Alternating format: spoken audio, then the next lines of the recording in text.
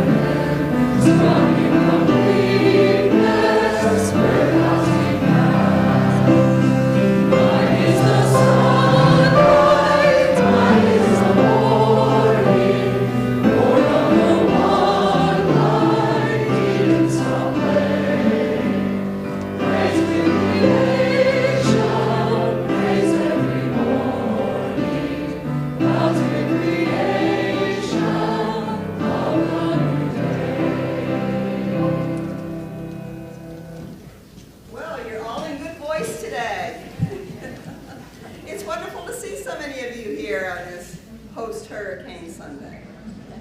Welcome to you here, all of you here, out there, those viewing online. We're so glad you're here. I'm Mary Lou Casadevall-Keller. I'm the Vice President of our Board of Directors here at the Unitarian Universalists of Sarasota, and I'm part of the worship and music teams.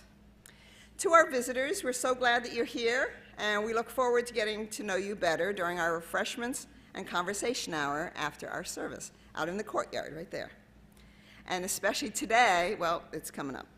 We'd also love for you to fill out a visitor form at our welcome table outside the sanctuary doors or online at our virtual guest book at uusrq.org, located in the top right corner of our homepage. If you do so, we'll send you our weekly newsletter, The Contact, which is full of information of all things going on at our vibrant congregation and in the community at large. For those of you who are new to Unitarian Universalism, we are a non-creedal faith where we connect in a loving community to nurture the spirit and help heal the world. If you were impacted this week by Hurricane Helene and you need assistance, please contact our office and you can be connected with people here who can help. We have a caring committee and we have people who are willing to do some lifting and stuff. So our thoughts are with you in this dark time. This week, Reverend Jay is starting his spiritual practices program for this fall. Is there a slide? There's a slide up. And it's going to be on Thursdays from 6:30 to 8 p.m., the first Thursday of the month. And that sounds like a wonderful program, Jay. Thank you. And this Sunday, today, we are having a pancake breakfast after the service. And you're welcome. This is something that the children's program does every year. And it's wonderful. They have gluten-free, they have vegan, and then they have the good stuff too. now, I like the gluten-free and the vegan stuff, but I know for many people it's like, moving on. But that's one thing you do very well. We try to accommodate everyone's diet. So. All right, and we have a very special announcement today. Today is the first Sunday, well, Ava Whaley will give you the details on BidFest. Ava?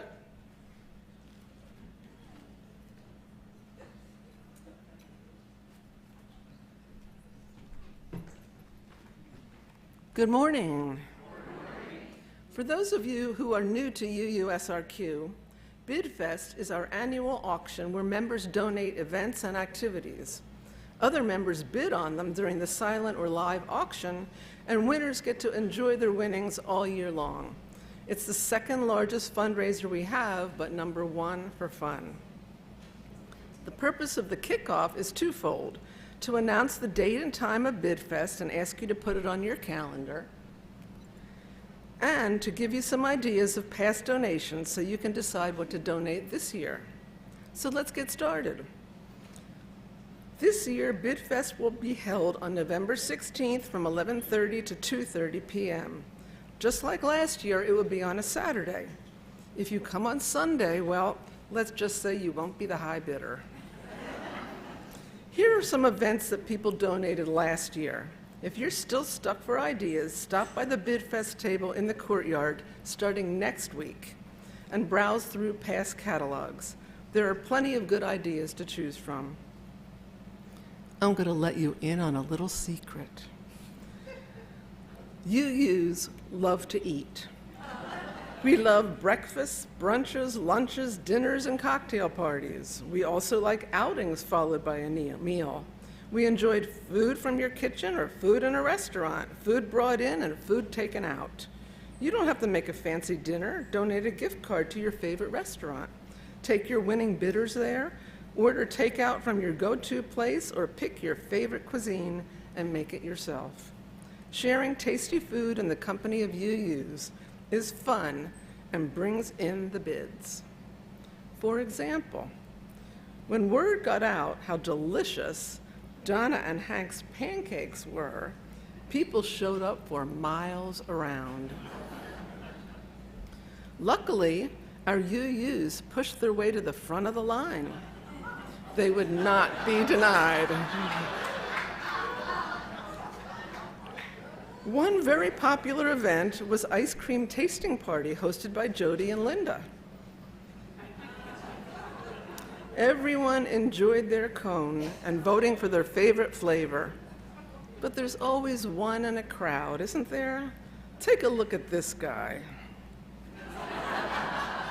He wasn't satisfied with just one scoop. No, he had to taste them all at once. Do you have a culinary skill that you can teach to others? Joan taught her winning bidders to make scones. Yes, I know these aren't scones, but I wanted to put these high bidders in funny costumes, and all I could find was donuts. She also taught bidders to prepare biscotti. Karen hosted a fun seasonal cookie exchange right before Christmas. These lucky ladies had a great time sampling a variety of cookies, and they only had to make one batch. When Vicki, Don, Terry, and Stan yelled, "Soup's on!" lots of bidders showed up to slurp. Eatings and outings attract lots of bidders, especially if the outings include eating. Mary Lou and Dana took their high bidders to the Renaissance Fair, and they really looked the part. Judy took these ladies to the movies, but now they are vision impaired because they didn't have protective glasses. Not everyone has a friend with a private plane, but Karen does. There were a couple of empty seats as she entered them into BidFest, and this happy bunch headed off to New Orleans for a long weekend. Upon arrival, they miraculously transformed into Mardi Gras attire. Okay, it wasn't exactly Mardi Gras when they went, but it could have been. Do you have a hobby or a skill that you can teach people? Whether it's making edible wreaths, building your own pizza, quilting, baking, or working with plants, share your interests and your skills. Everyone will have fun, including you. Just look at this group learning to line dance. Robin knows her two-step from her cowboy cha-cha and kicked this bunch of boot-scooting UUs into high gear. Want more romance in your life? How about learning to ballroom dance? Compliments of Denise.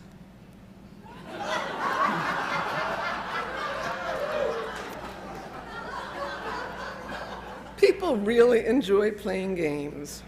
Karen hosted a Texas Hold'em party, Louise hosted Scrabble and backgammon, and Miriam hosted a competitive ping pong party. Looks like John was the winner. Heather and Ethan love the outdoors. They donated a hike followed by a luscious lunch. These people fell right in line, hiking up the mountain in an orderly style.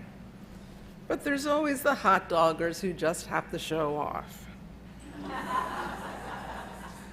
Now, Dale and Mary know how to throw a rooftop party. So if you like to get high to get down, this was the one to go to.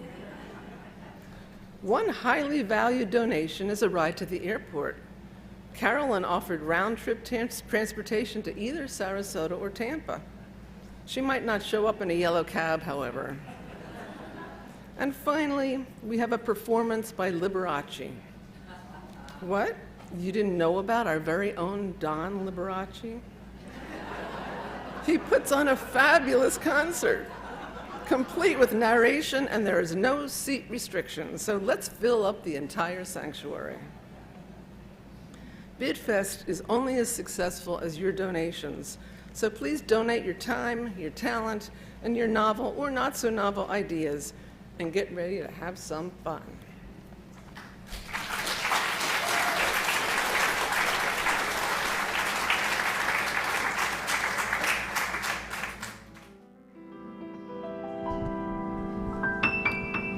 If you look in your program, I'm replacing Woodpecker.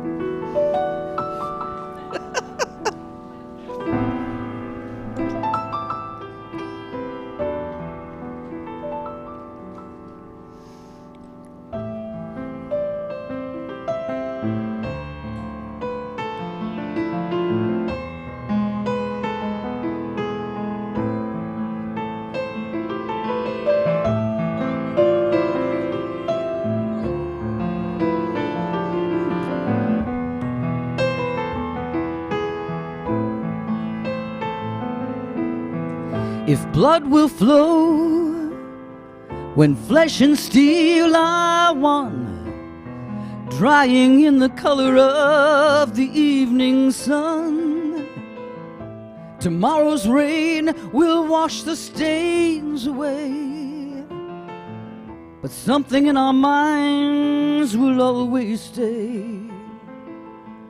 On and on the rain will fall like tears from a star, like tears from a star. On and on the rain will say how fragile we are, how fragile we are.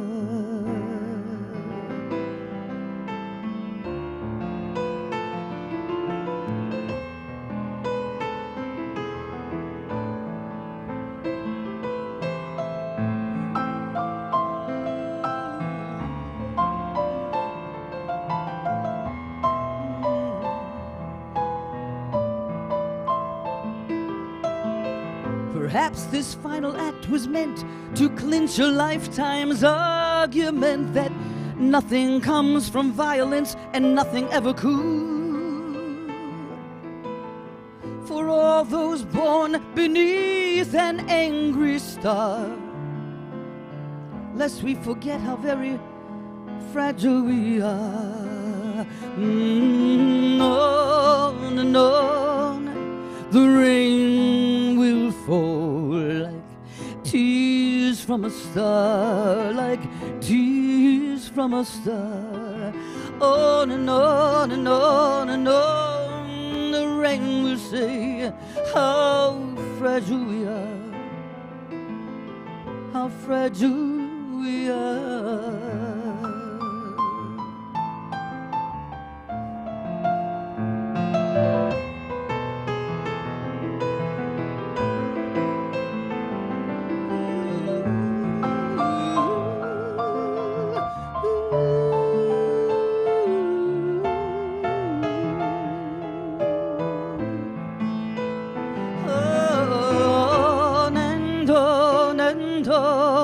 The rain will fall like tears from a star, like tears from a star.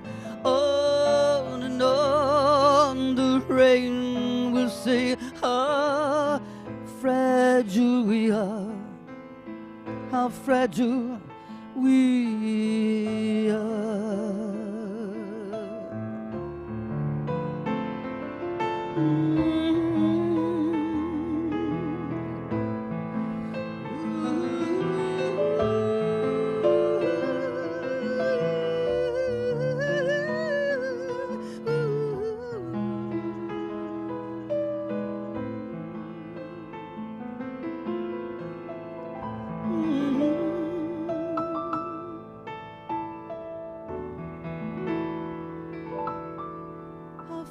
two we are.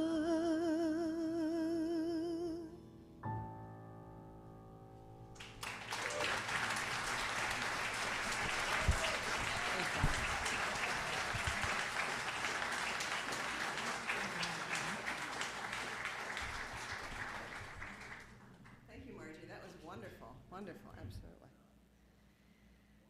Our opening reading today is an excerpt from Aldo Leopold's 1948 Land Ethic. All ethics rest upon a single premise, that the individual is a member of a community of individual parts. Their instincts prompt them to compete for their place in the community, but their ethics prompt them to cooperate. The land ethic simply enlarges the boundary of community to include soils, waters, plants, and animals, or collectively, the land. This sounds simple.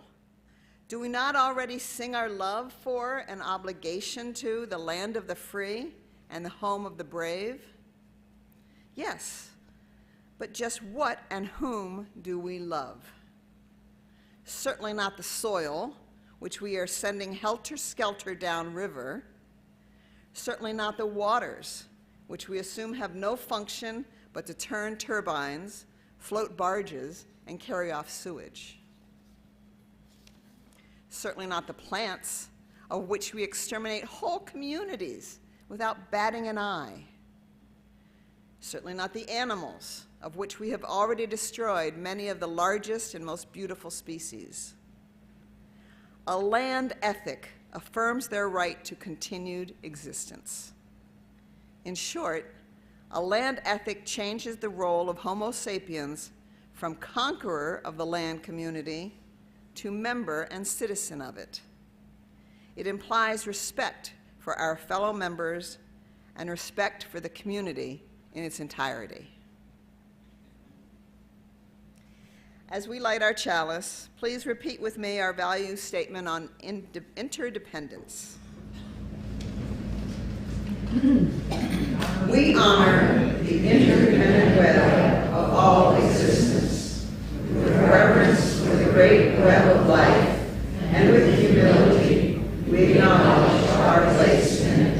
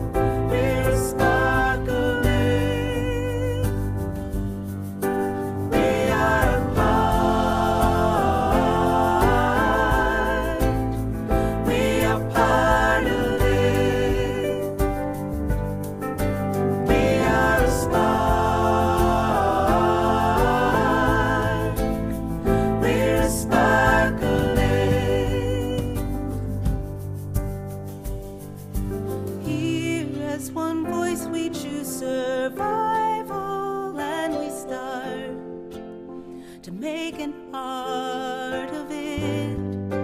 Now is our moment for revival. We're at the heart of it, and we are only part of it. We are only part of it. We are a part. We are part of it. We're at the heart. We're at the heart of it. We are a part. We are part of it.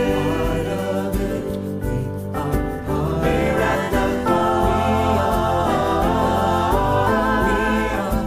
We're at the heart of it. We are only part of it.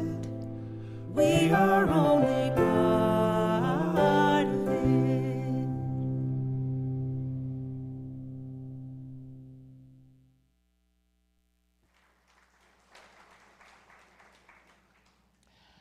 Good morning. I'm Reverend J. Wolin, and it is so good to be here with all of you. I want to particularly thank Mary Lou, as well as the UUA, for providing some of the materials today. This originally, we were going to have a guest speaker, but the storm had other plans for us. And so let us start with our centering inwards, which come from Reverend Mary Katherine Morn. Let us reimagine a new era together. Fear stifles imagination and limits our capacity for relationships that embrace our beautiful and abundant humanity.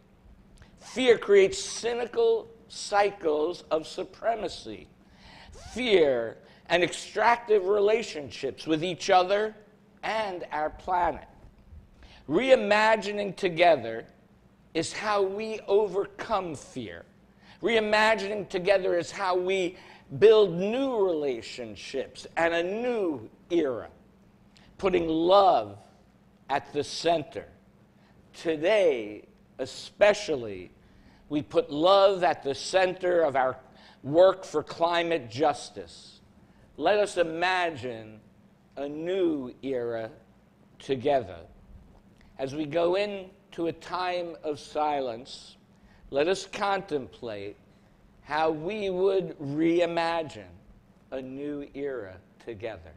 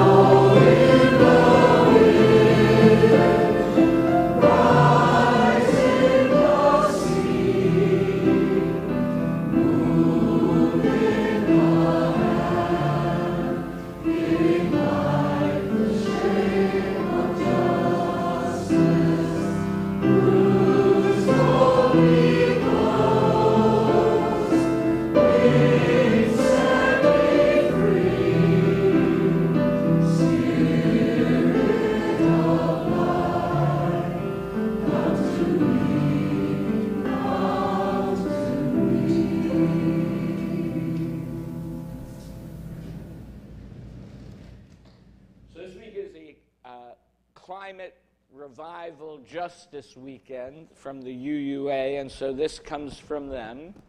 Climate justice isn't abstract. It starts close to home and impacts people, including all of us and our neighbors. It's not a contest between our commitments to the planet and our commitments to a more just society. In fact, those commitments are one and the same. This congregation is committed to a just world of abundance, care, and love, and that commitment includes funding. So we ask you to please give generously to the life and work of this beloved Earthling community and our work for climate justice. Please be as generous as you can as we take our offering. For those online or here on your cell phone, there's a link to donate in the description of the YouTube video, or you can use the QR code in your order of service. Let this sacred time begin.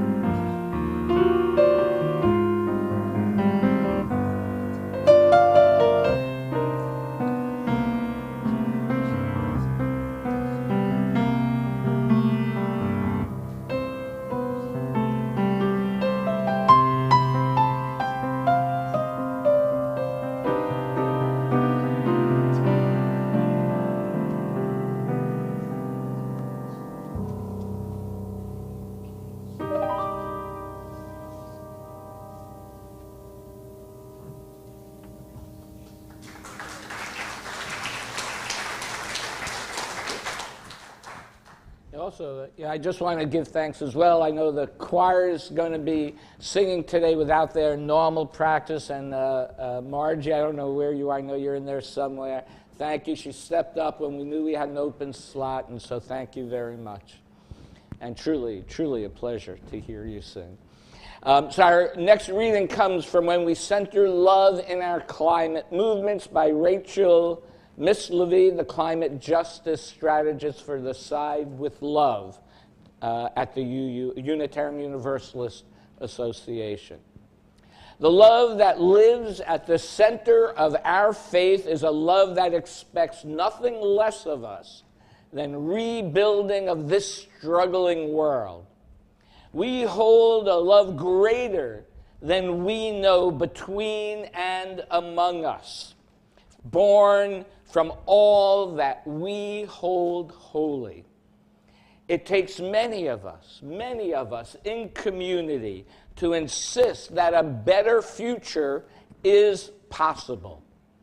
Love at the center of climate strategy connects when we realize that even as the root causes are inextricably linked, so too must our solutions.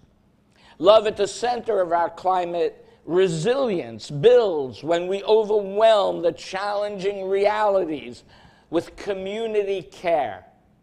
Love at the center of our climate action transforms when we realize we need a new way.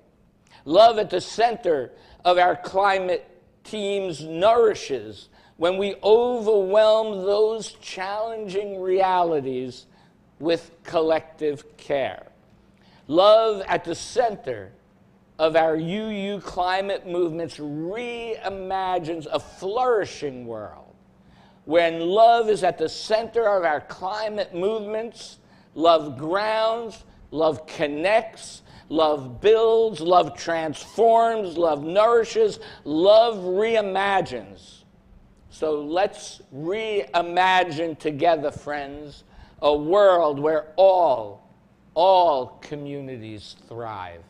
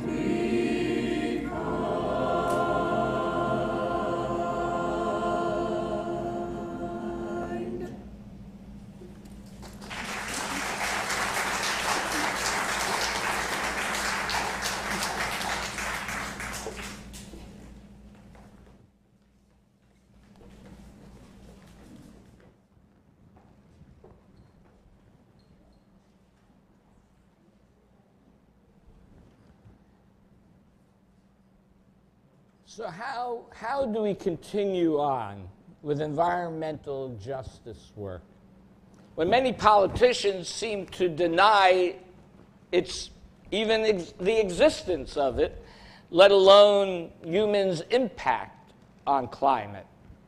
When even in our daily lives, most people don't or can't make the necessary sacrifices for long-term survival of our and other species, particularly in America. Even after every storm that we face, we often dismiss the events as one-off events.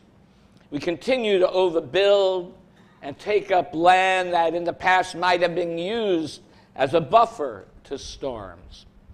And we can easily go day in and day out and distract ourselves from the looming crisis. But we know that there is a looming crisis that will affect the future of humanity. Bill McKibben, an environmental activist, founded an organization called 350.org, and the number 350 relates to the limit of carbon in the atmosphere to preserve a livable planet, as was determined by some NASA scientists. This year, that number hit 427, and we show no sign of slowing up. We continue to see the average rise in temperatures in this country, in the world, and even here in Florida, have gone up on average, about 3 degrees over the last 100 years, and it's a straight line up. Why must we wait until there is some event of catastrophic proportions, as if these storms were not catastrophic? They were catastrophic for many and not for others, right? I have friends, even I know people out on the Key who've just had their houses wiped out. I have a friend up in Asheville, totally wiped out with still no power. Yet, we don't act in unison as a species to prevent this, or we struggle to. Part of it is self-interest and short-term thinking. It's harder, it's more expensive, it requires sacrifice. There's the concept of FOMO, the fear of missing out. When we see our neighbors not sacrificing, we think, well, why should we? But perhaps we could be a model for our neighbors. For our values compel us to look at the world with new eyes, not eyes from 2,000 years ago, to look at the world with new knowledge, not just ancient wisdom, to look at the world with an open heart, not just with cynical hopelessness. And we must have hope. But that hope must be grounded in the here and now, in the present moment. Not just some wishful thinking for the future. Because the future is unwritten. We and our descendants will write the future. It seems to me that part of humanity's consciousness is just to struggle, right? Almost to the point that it's the struggle that counts, right? That which is just given to us is never appreciated. We seem to have this need to earn what is rightfully ours. Not that anything is necessarily rightfully ours. I wish it wasn't so, but my life experiences tells me that it is so. Personally, I could do with a little less struggling, to be honest with you. But although my struggles are real struggles, they are relative, right, compared to others. But if we don't struggle, if we do not fight the good fight to repair and to heal our earth, if we do not light the flame to lead the way, if we do not live out our values in the world based on what we hold sacred, who will? And that is who we are as a people, as a religion. Right? It's why we must always remember why we are doing what we are doing. As a Spanish writer, Miguel de Cervantes wrote, hope is always born at the same time as love, end quote. We must not do what we do merely for self-serving survival. For it is easy to justify harshness and cruelty when all we seek is the self.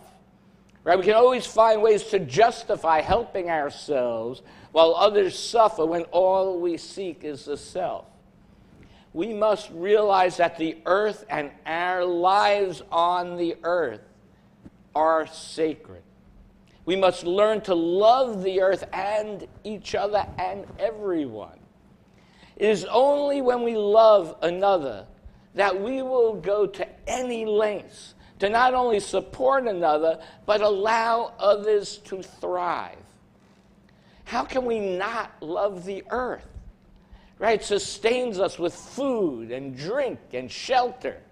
It gives us beautiful vistas with sunrises and sunsets, oceans and lakes and rivers to cool our feet in. Fire to warm us on a cold night, winds to blow our sails so we might travel to far horizons that create a sense of wonder and adventure. How can we not love the earth? Because it provides us with everything we need, with life itself. Our own self-will, our own self-determination seems to be at odds with something, right? Something that provides for us with no questions asked. We struggle to just accept this gift. It's almost as if we say, we can do it without you, right? Like a child trying to break away from the yoke of parental figures. Yeah, I remember when I was a child, my mother tried to correct me at a family gathering about how I was cutting a bagel with a sharp knife. Now, I, of course, must have felt at that time in my life I sufficiently knew how to cut a bagel, and I let her know it. I thought, I'm 30 years old. No. I was actually about 10 years old. I just couldn't resist the joke. But I remember, even though I was 10 years old, I remember it as if it was yesterday. She looked me squarely in the eye, and she said, go ahead and, what'd she say? Oh, she said, go ahead and cut the bagel. She goes, if you want to cut your finger off, go cut the bagel. And I looked her squarely back in the eye, and I said, well, then I guess I'll just cut my finger off. And then we both smiled at each other, sort of like a recognition of this little coming-of-age moment. And I have to tell you, I never cut a bagel so carefully in my life, with everybody in the room watching what was going to happen. And we need to be just as careful with the earth.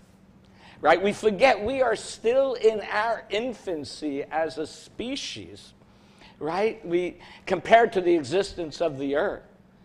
We should listen to the messages the earth is trying to teach us so we don't cut off our metaphorical fingers.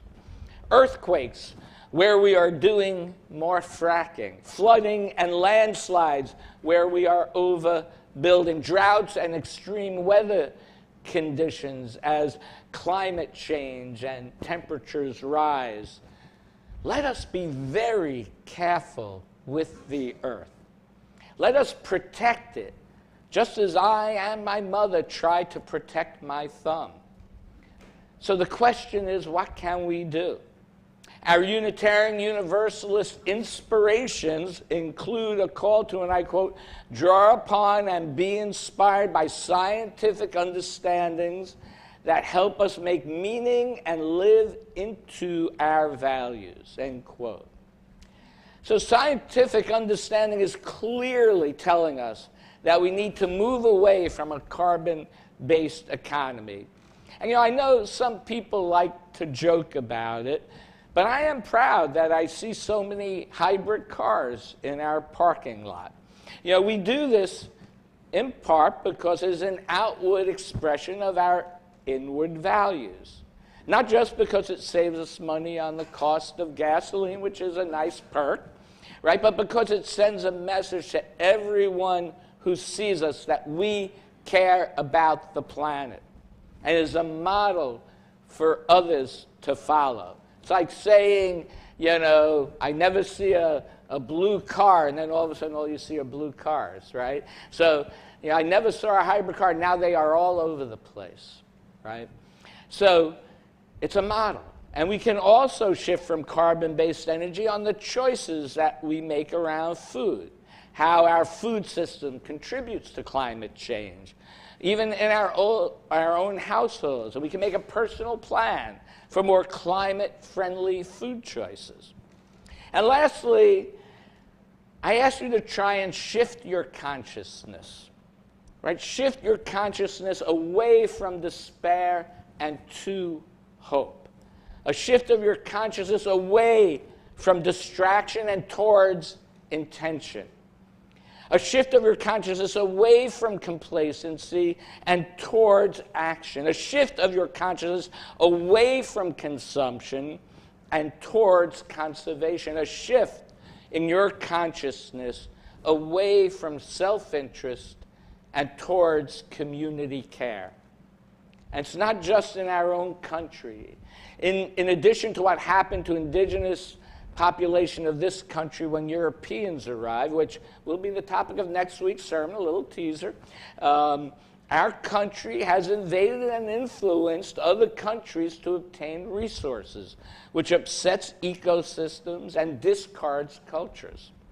The drumbeat continues to sell, sell, sell, buy, buy, buy. I admit when I was younger, I did a lot more of that. As I've gotten older, I'm now trying to empty everything out that I have.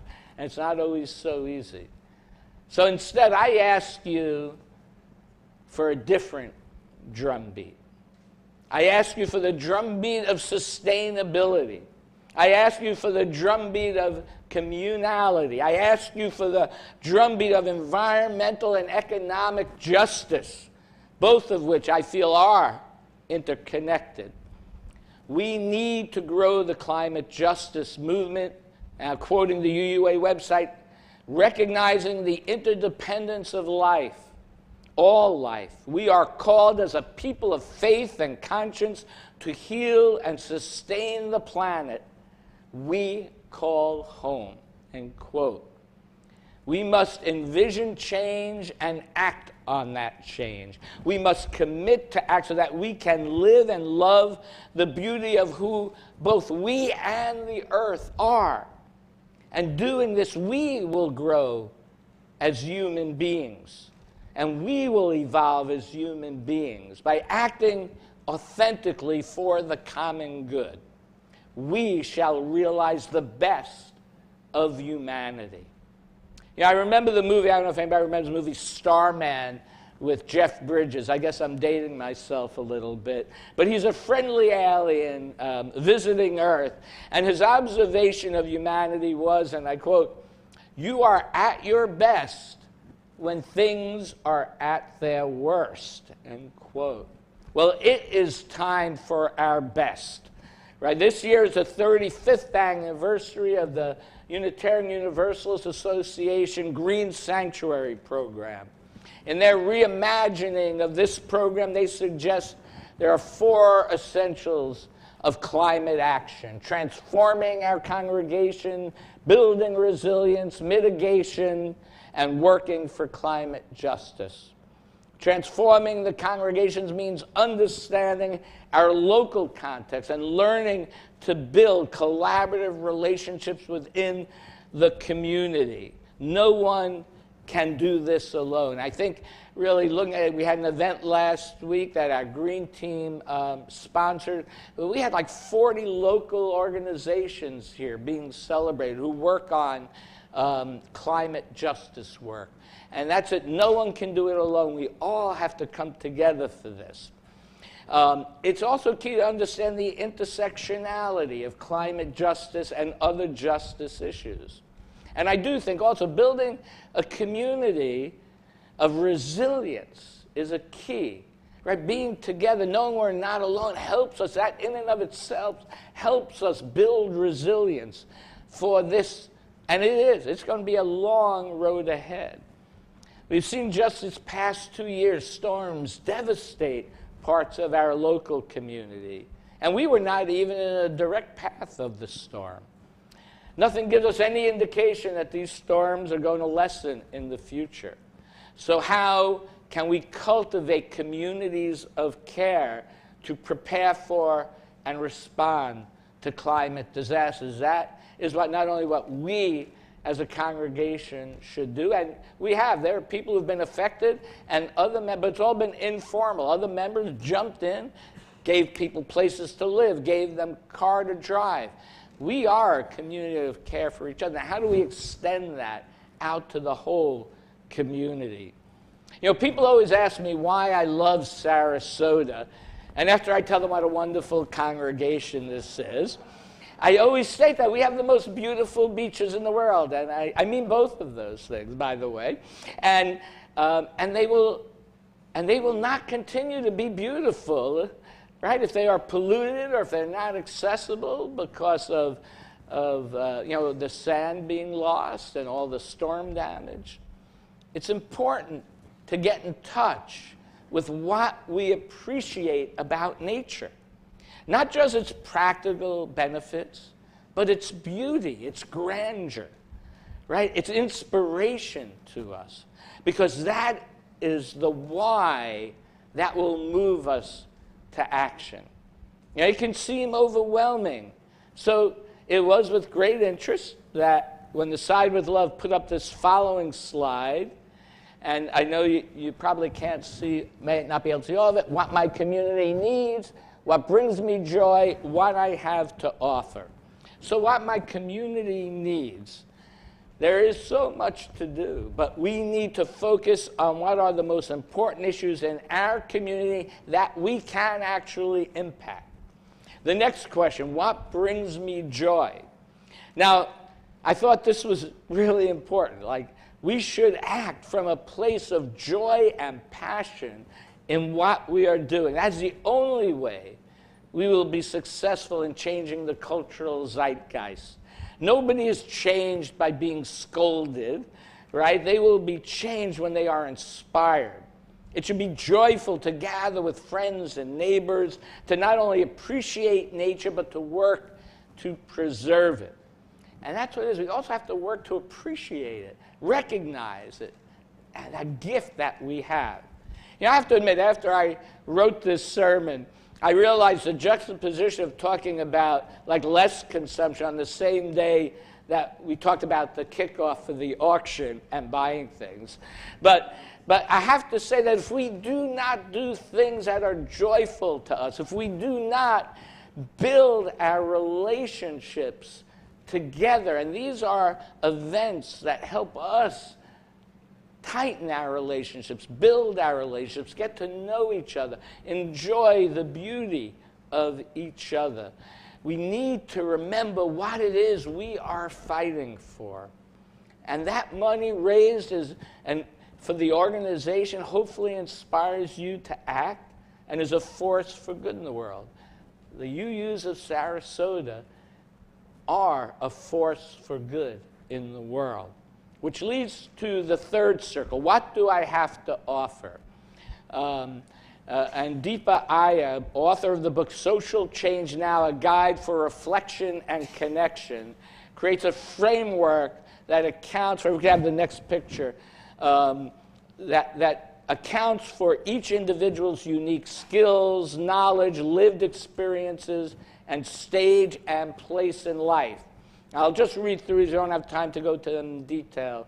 But they are weavers, experimenters, frontline responders, visionaries, builders, caregivers, healers, disruptors, storytellers, guides.